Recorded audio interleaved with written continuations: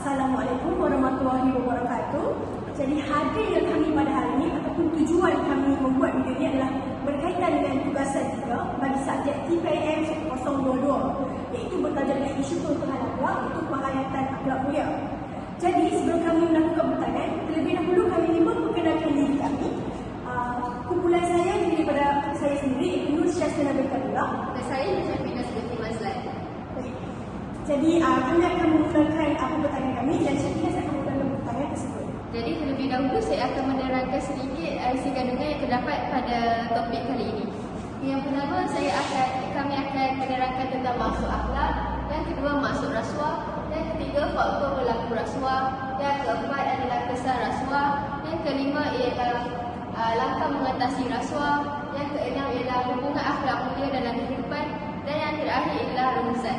Jadi yang pertama ialah kita masuk kepada maksud akhlak. Maksud akhlak dari segi bahasa ialah satu kelakuan baik yang menggambarkan seseorang itu beragama, yang lahir dari watak dan tingkah laku yang baik. Akhlak juga berasal dari jamak perkataan bahasa Arab huluk yang bermakna adat resam, tabiat, berkelakuan dan bermuam. Seterusnya ialah dari segi istilah. Menurut Ibnu Masnawi, akhlak ialah keadaan jiwa seseorang yang mendorong untuk melakukan perbuatan-perbuatan tanpa pertimbangkan akal fikiran terlebih dahulu.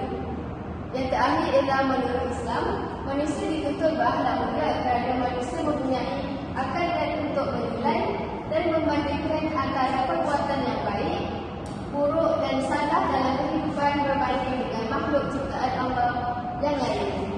Baik, jadi kita masuk pula kepada salah satu isu tentang keutamaan akhlak di mana kumpulan saya akan membentangkan tajuk rasuah. Jadi terlebih dahulu kita akan membicarakan tentang maksud rasuah, di mana rasuah merupakan penerimaan atau pemberian sebagai upah atau dorongan untuk seseorang individu kerana melakukan atau tidak melakukan sesuatu perbuatan yang berkaitan dengan tugas rasmi. Suapa ini berdiri pada wang, hadiah, bonus atau diskaun serta pelbagai lain dengan niat salah satu. Baik, jadi kita masuk pula faktor berlakunya rasuah ataupun bagaimanakah ataupun punca apakah rasuah ini berlaku. Jadi kita dapat lihat yang pertama berlaku iaitu wujudnya peluang. Menurut Profesor John Hopper iaitu seorang pengacara di Fakulti Undang-Undang University of Canada, rasuah ini sebenarnya muncul daripada sifat tamak dan kerana wujudnya peluang itu sendiri. Muhammad Tamizi juga berkata setiap manusia memerlukan keperluan asas seperti makanan, tempat tinggal dan juga pakaian. Tetapi kerana sifat tamak mereka itu sendiri, mereka mahukan lebih daripada itu walaupun mereka tidak mampu. Jadi oleh kerana sifat tamak inilah ia telah membuka ruang dan peluang kepada mereka untuk melakukan rasuah kerana ia bukan di bawah kemampuan mereka. Jadi oleh kerana sifat tamak ini juga ia telah memberi dan menerima rasuah. Untuk melakukan rasuah, keadaan yang maksudkan adalah keadaan yang kita perlu, iaitu yang amat perlu. Jadi contohnya sekiranya pihak pertama menuntut sesuatu yang dianggap penting daripada pihak kedua dan dia mengetahuinya, maka ia telah membuka peluang kepada pihak kedua tersebut untuk menerima satu ganjaran demi memastikan pihak pertama memperoleh apa yang diingininya. Berdasarkan teori segitiga iaitu Freud yang dibawakan oleh Donald R. Casey, seorang pakar kriminologi Amerika Syarikat, peluang ini diwujudkan ataupun wujud disebabkan oleh kelemahan kawasan dalaman, tiada pemantauan, tiada pengasingan tugas dan juga penggunaan kuasa budi bicara. Jadi Institut Pendidikan Tinggi juga mengatakan bahawa prosedur yang mempunyai sistem tapisan yang banyak sebelum diluluskan menyebabkan seseorang itu tidak sabar untuk menunggu sistem tersebut dan akhirnya melakukan rasuah kerana ini sebagai jalan dan pintas untuk mendapat ganjaran tersebut. Tetapi perkara seperti ini kebiasaannya berlaku di pejabat tanah. Kerana apa? Untuk mempercepatkan urusan. Bahkan ia telah menjadi amalan di kalangan mereka untuk mengelakkan prosedur biasa yang memakan masa untuk berbulan-bulan lama, malah bertahun-tahun sebelum urusan tersebut diluluskan. Sebenarnya peluang ini akan terlihat lebih luas sekiranya kedua-dua pihak saling bekerjasama untuk memenuhi keinginan masing-masing. Jadi di sini kita dapat lihat dengan wujudnya peluang dapat berlakunya rasuah. Seterusnya pula, kita masuk pula pada faktor kedua yang berlakunya rasuah, iaitu kelemahan peribadi. Kita dapat tahu, selain wujudnya peluang ini, kelemahan peribadi seperti kurang didikan agama dan iman serta takut dalam diri juga mampu menyebabkan seseorang itu terjebak dalam gejala rasuah. Hal ini kerana sikap tidak ambil peduli tentang betapa buruknya rasuah, iaitu betapa dosa besarnya dalam rasuah dalam agama telah menyebabkan mereka tidak tahu bahawa rasuah itu merupakan dosa besar dan tidak patut diambil dalam kehidupan kita. Mereka juga mudah melibatkan kesan-kesan yang buruk dan menimpa masyarakat dan juga negara asalkan apa yang diinginkan itu tercapai. Jadi sebagai ini, Muhammad Adnan menyatakan bahawa hal ini termasuk dalam teori Technique of Non-Simulation di mana oleh Brissam Shies dan David Mazur, iaitu lakukan rasuah secara rahsia asalkan tiada siapa yang tahu. Kita dapat lihat sebagai contoh, Daud dalam kajiannya mendapati bahawa antara faktor yang mempengaruhi seseorang itu untuk melakukan rasuah adalah kerana sikap mengabaikan nilai-nilai murni dan tuntutan agama. Perkara ini juga berlaku kerana individu itu sendiri yang mengabaikan nilai-nilai murni tuntutan agama dan dia kurang menghayati dan memahami konsep pahala ataupun dosa. Seperti kita tahu, rasuah dalam agama Islam, mengambil rasuah adalah merupakan dosa besar. Jadi, kerana kurang didikan agama ataupun tidak menghayati sepenuhnya agama, ajaran agama Islam, ia telah menjadi faktor berlakunya rasuah. Jadi, kita dapat lihat dengan setengah individu bersikap tamak dan ingin cepat kaya, biasanya akan mengambil langkah kerana sebagai jalan mudah dengan menerima suapan ataupun memberi rasuah kepada orang lain tanpa sedar sebenarnya mereka sudah kehilangan sifat jujur, amanah dan juga kawalan terhadap diri sendiri. Jadi di sini kita dapat lihat tahap penghayatan dan kefahaman mereka terhadap konsep ajaran agama Islam tentang pengambilan rasuah ini telah menyebabkan mereka melakukan sesuatu perkara mengikut kehendak dan kepuasan hati tanpa memikir sebenarnya masyarakat lain mampu terkesan dengan pengambilan rasuah ini. Jadi mereka juga tidak lihat sebenarnya sebagai seorang Muslim ataupun Muslimin dan Muslimat mengambil rasuah ini tanpa sengaja merupakan dosa besar dan yang mampu menerima balasan di akhirat kelak. Jadi mereka yang lemah kepribadian dan lemah pegangan agamanya akan mudah untuk melakukan rasuah kerana dikawal oleh hawa nafsu kita sendiri ataupun mereka sendiri dan mudah terpengaruh dengan ganjaran yang ditawarkan demi kepentingan peribadi. Seterusnya kita masuk pula faktor yang ketiga, bagaimanakah faktor berlakunya rasuah. Kita dapat lihat dengan sikap tidak berintegriti ini juga mampu menyebabkan tercetusnya pengambilan rasuah. Tidak berintegriti mengikut kamus Dewan Bangsa dan Pustaka bermaksud kejujuran dan ketulusan, kesempurnaan serta keutuhan. Jadi manakala definisi yang diberikan dalam Pelan Integriti Nasional 2008 bermaksud kualiti unggul yang wujud dalam kalangan individu itu sendiri dan berteraskan prinsip serta prinsip teguh dari kepada kejujuran dan amalan memoral. Sebenarnya seorang pekerja yang mempunyai kelulusan tinggi mampu melakukan rasuah kerana tidak mempunyai sikap ketulusan dalam diri mereka. Hal ini seperti saya kaitkan yang faktor pertama tadi, apabila wujudnya peluang, mereka akan berebut untuk menerima suapan rasuah daripada syarikat ataupun kontraktor lain dengan meluluskan kontrak ataupun tender tanpa mengikut prosedur biasa yang telah digunakan oleh semua organisasi. Kita dapat lihat juga, Abraham Lincoln pernah berkata, hampir semua orang mampu berhadapan dengan kesusahan. Namun sekiranya ingin melihat karakter sebenar seseorang itu, berikan dia kuasa. Kerana kuasa mampu menyebabkan seseorang itu lupa diri dan juga lupa akan amanah yang sepatutnya dipikul. Mereka yang tidak berintegriti sebenarnya memiliki kekuatan fizikal dan akal yang lemah sebenarnya kerana mudah ditipu dan mudah dipengaruhi oleh pegawai-pegawai yang ingin mengambil kesempatan atas kelemahan mereka. Sebagai contoh, kita dapat lihat dengan pengambilan rasuah berlakunya dalam penjawat awam itu sendiri. Jadi, sikap tidak amanah pada kerja, tidak adil, tidak bertanggungjawab dan tidak ambil peduli tentang akibat buruk dari perbuatan rasuah tersebut akan menyebabkan mereka makan diri. Jadi, tanpa integriti, maka hilanglah urus takbir yang baik seterusnya menyebabkan jenayah rasuah itu terus semakin berdosa, semakin meningkat dan semakin banyak. Jadi, perbuatan tidak berintegriti ini bukan sahaja akan merosakkan imej individu, malah mencemarkan imej negara. Imej Malaysia juga akan tercemar dengan perbuatan ini. Tambahan pula, terdapat tahu imej agama Islam turut terjejas akibat isu runtuhan akhlak ini. Seterusnya, kita masuk pula kepada faktor terakhir bagaimana faktor berlakunya rasuah, iaitu dasar negara. Sebenarnya kita tahu dasar negara juga boleh dijadikan faktor yang menyebabkan aktiviti rasuah semakin berdosa. Kerana kita dapat lihat sesetengah negara mempunyai undang-undang yang mengawal jenayah rasuah ini, tapi sebenarnya mereka kurang ataupun sesetengah negara tersebut kurang menitik beratkan keberkesanan pelaksanaan undang-undang tersebut termasuklah negara kita sendiri. Jadi hal ini juga kita dapat lihat dengan hukuman yang dikenakan kepada persalahan rasuah adalah tidak setimpal dengan kesalahan yang dilakukan dan akhirnya menyebabkan jenayah tersebut hampir menjadi amalan dalam masyarakat. Sebenarnya masalah ini tidak menampakkan ujungnya jika undang-undang yang dilaksanakan tidak sesuai dengan keadaan masyarakat. Kerana kita dapat lihat Presiden Dewan Persidangan Melayu Perak iaitu Datuk Zahar Hashim pada tahun 2020 berkatakan dasar kerajaan yang memberi bantuan secara membuta tuli juga menjadi punca berlakunya rasuah itu sendiri.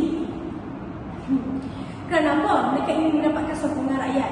Sebenarnya perbuatan ini adalah disebabkan sikap sebenarnya mereka yang mahukan sesuatu tanpa kita berusaha ataupun mahu cepat kaya dan juga dihormati. Sebenarnya kegagalan kerajaan yang tidak mampu membuat aktiviti ini patut dikenakan tindakan kerana mereka yang menerima rasuah manakala ia telah memberi terjejas kepada orang lain. Jadi pentingnya kita untuk membalas rasuah tersebut. Jadi kita dapat lihat dasar negara juga boleh menjadi faktor berlakunya rasuah kerana kurang keberkesanan pelaksanaan undang serta kurangnya sikap tanggungjawab dalam pemimpin kerana pemimpin yang melaksanakan dasar negara tersebut. Kita sambung dengan kisah rasuah. Kisah rasuah ini kita boleh terbahagikan kepada tiga, iaitu individu, masyarakat dan negara. Dari segi individu, yang pertama ialah peluang kemajuan kerjaya akan terjejas. Hal ini dikatakan kerana apabila mempunyai rekod yang buruk untuk mencari pekerjaan turut akan terjejas kerana rekod individu tersebut telah buruk kerana pengambilan rasuah. Sebagai contohnya, kita dapat lihat walaupun individu yang mempunyai kelulusan yang tinggi disebabkan dia mempunyai rekod jenayah seperti pengambilan rasuah, dia mampu menjejaskan pekerjaannya pada masa akan datang. Kerana sebuah syarikat tidak akan menerima pekerja yang sudah melakukan jenayah. Poin yang kedua ialah keluarga akan dipadaninya dan masa depan pasangan juga akan gelap. Kita dapat lihat apabila seseorang mengambil rasuah, bukan sahaja individu tersebut akan terkesan, malah keluarga maupun pasangannya turut akan terkesan dengan perbuatan tidak bermoral itu. Mereka juga akan menjadi malu dan boleh mendapat penyakit kemurungan kerana terlalu dihina oleh masyarakat tentang ahli keluarga mereka mengambil rasuah walaupun mereka tidak bersalah.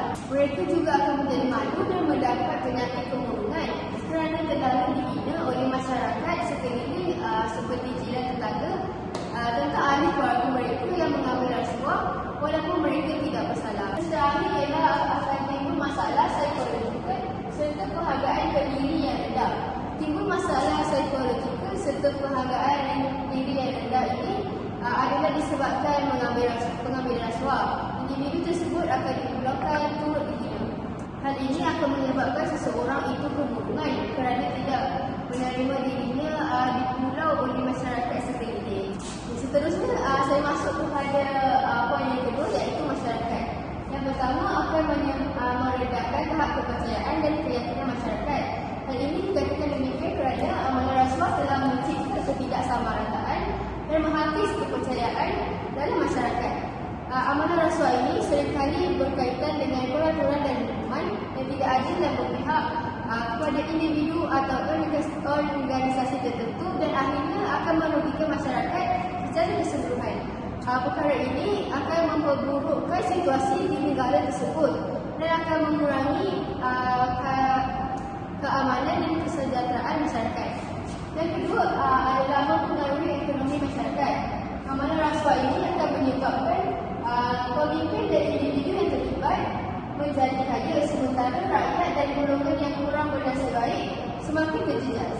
Yang terakhir ialah akan meningkatkan kadar kemiskinan. Jenayah ini menekankan golongan miskin dan menuntut hak yang sepatutnya menjadi milik mereka.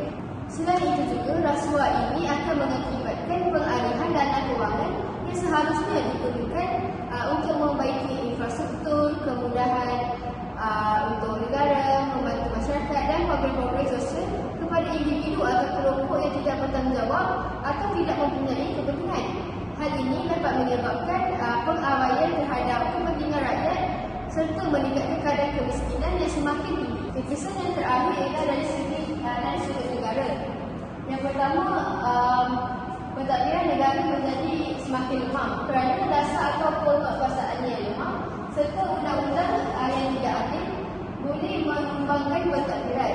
Oleh itu, pembuat polisi negara seharusnya melihat pelaksanaan bebas rasuah bukan sahaja di peringkat bawahan, malahan di peringkat pemain industri serta syarikat-syarikat multinasional agar pentadbiran negara akan dapat diuruskan dengan secara adil. Kesan yang kedua dari sudut negara itu ialah akan menjejaskan imej dan kredibiliti negara. Ini kerana kemajuan media massa dalam mendapatkan maklumat dalam sesebuah negara, terutamanya berkaitan rasuah, boleh menjatuhkan imej negara. Dengan itu, pihak kerajaan bersama SPRM Suruhanjaya Pencegahan Rasuah Malaysia perlulah memastikan setiap anggota kerja kerajaan menjalankan tugas dengan penuh amanah dan terhindar daripada terlibat dalam gejala rasuah. Baik, jadi kita masuk pula kepada bagaimanakah cara untuk kita mengatasi jenayah rasuah ini. Jadi yang pertama, kita dapat lihat kita boleh mampu menanam sifat anti rasuah dalam diri individu itu sendiri. Jadi, seperti kita tahu, banyak amalan yang dapat diterapkan untuk mengekang gejala rasuah ini. Jadi, setiap individu harus mengelakkan daripada terjebak dalam gejala rasuah itu sendiri. Jadi, bagaimanakah ia untuk mengelakkan diri terlibat dalam gejala rasuah itu sendiri?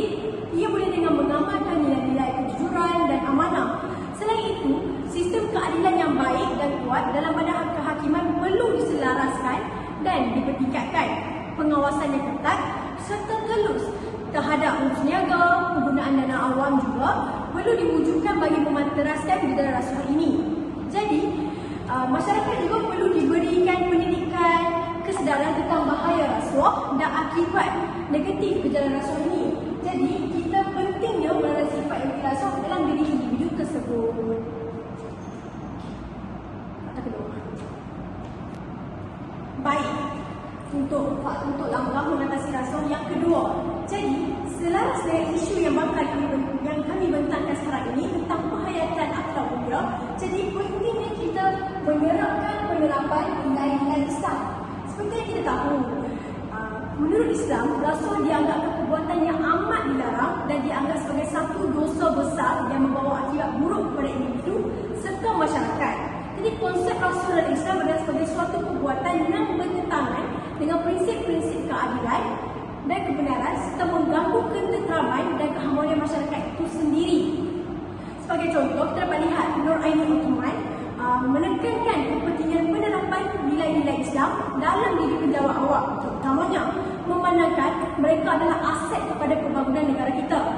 Pemahaman nilai-nilai Islam juga merupakan salah satu cara untuk menghalang diri daripada melakukan jenayah rasuah itu sendiri. Kerana kita tahu, di dalam Islam, mengambil rasuah merupakan satu dosa besar.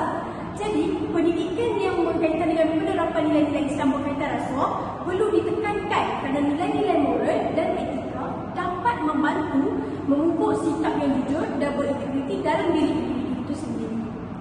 Akhir sekali, kita dapat lihat langkah yang seterusnya ialah memperkasarkan penguasaan undang-undang. Dengan rasuah bukan sahaja terhad kepada pemberian wang, hadiah ataupun seumpamanya, tetapi ia juga melibatkan motif, strategi, wawasan dan juga aspek-aspek undang. Menurut Sofian pada tahun 2009, memperketatkan peraturan dan undang-undang yang berkaitan dengan rasuah dan memberikan hukuman yang setimpal kepada pelaku rasuah. Peraturan dan undang-undang yang ketat ini dapat memberikan pengajaran kepada pelaku tersebut kerana ia dapat memastikan mereka bertanggungjawab atas kesalahan tersebut. Selain itu, menjalankan aktiviti pemangkasaan undang-undang dan kewajipan penyiasatan juga secara berterusan perlu dilakukan kerana penyiasatan yang berterusan ini dapat membantu mengurangkan peluang untuk melakukan tindakan rasuah. Sekaligus ia dapat mengukuhkan kecekapan dan kualiti perkhidmatan awam. Kecekapan pimpinan untuk melakukan tindakan rasuah ini amatlah berkurang. Jadi selain itu, sumber-sumber awam juga harus dikelola dengan telus dan cekap agar dapat mengurangkan ruang untuk melakukan tindakan rasuah. Jadi setelah kita dapat lihat faktor berlakunya rasuah, kesan apabila mengambil rasuah dan juga bagaimana cara untuk kita mengatasi rasuah ini, kita kena juga tahu bahawa tajuk kita hari ini adalah penghayatan akhlak mulia, iaitu isu runtuhan akhlak. Jadi kita kena tahu betapa pentingnya akhlak dalam kehidupan kita ini supaya kita dapat membanteraskan isu-isu runtuhan akhlak itu sendiri. Jadi bagaimana cara untuk kita memantapkan lagi akhlak kita? Kita kena dapat lihat sebenarnya hubungan akhlak dalam kehidupan kita ini. Yang pertama, kita dapat hubungan akhlak dengan akidah. Kita dapat tahu, akidah ini sebagai sistem kepercayaan berdasarkan keyakinan yang menggambarkan kehidupan beragama. Manakala akhlak sebagai sistem etika yang hendak dicapai dalam agama ini. Sekarang kita tahu, Muslim yang baik adalah memiliki akidah yang lurus serta dapat mendorongkan seseorang itu untuk melaksanakan syariat yang hanya diperintahkan oleh Allah SWT sehingga dapat terbentuknya akhlak yang mulia, iaitu akhlak yang suci dalam dirinya sendiri. Jadi kita dapat lihat di sini, akidahnya adalah merupakan puncak akhlak yang utuh sehingga mampu memberikan kesedaran terhadap diri manusia untuk berpegang teguh kepada norma dan juga nilai-nilai akhlak yang luhur. Kerana kita dapat lihat sebagai contoh, Rasulullah SAW pernah bersabda, "Aku diutuskan untuk menggunakan akhlak yang mulia." Baik, seterusnya hubungan akhlak dengan ibadah akan dipembentangkan oleh Nur Syafinas. Baik, kita masuk poin yang kedua, iaitu hubungan akhlak dengan ibadah. Akidah merupakan satu ikatan kepercayaan dan keyakinan yang kuat antara makhluk dan pencipta. Jadi, ia hendaklah dizahirkan dalam bentuk tindakan, iaitu ibadah. Ibadah membantu individu Muslim mengawal diri setiap Muslim daripada terlibat dengan perkara yang mungkar. Akhlak yang baik mendorong seseorang Muslim untuk melaksanakan ibadah dengan khusyuk dan tawaduk. Ibadah juga merupakan satu usaha kita untuk mendekatkan diri kepada Allah SWT kerana ia merupakan satu cara penyucian hati selepas kita sedar bahawa kita mempunyai banyak dosa yang kita lakukan setiap hari. Jadi dengan ibadah kita dapat menyucikan hati kita semula. Jiwa yang bersih akan memancarkan perlakuan yang baik, manakala hati yang bersih akan memandu manusia mentaati segala suruhan dan menjauhi larangannya. Jadi, setelah segala pembicaraan atau pembicarakan ini, kami sudah melakukan keputusan terhadap isu runtuhan akhlak ini, iaitu berkaitan dengan rasuah. Jadi secara rumusnya, rasuah merupakan satu penyakit kerana ia memberi impak yang besar terhadap kemusnahan institusi masyarakat itu sendiri. Jadi, gejala seperti ini perlu dibendung dengan cara yang sepatutnya dan juga berkesan sebelum ia menjadi budaya dalam kalangan masyarakat kita. Sebagai umat Islam, ajaran dalam agama Islam ini penting dan pentingnya kita menjaga tugas agama kita dengan menuntut ajaran dalam agama Islam. Selain itu juga, isu keruntuhan akhlak yang membimbangkan ini perlulah diambil jatah oleh semua pihak.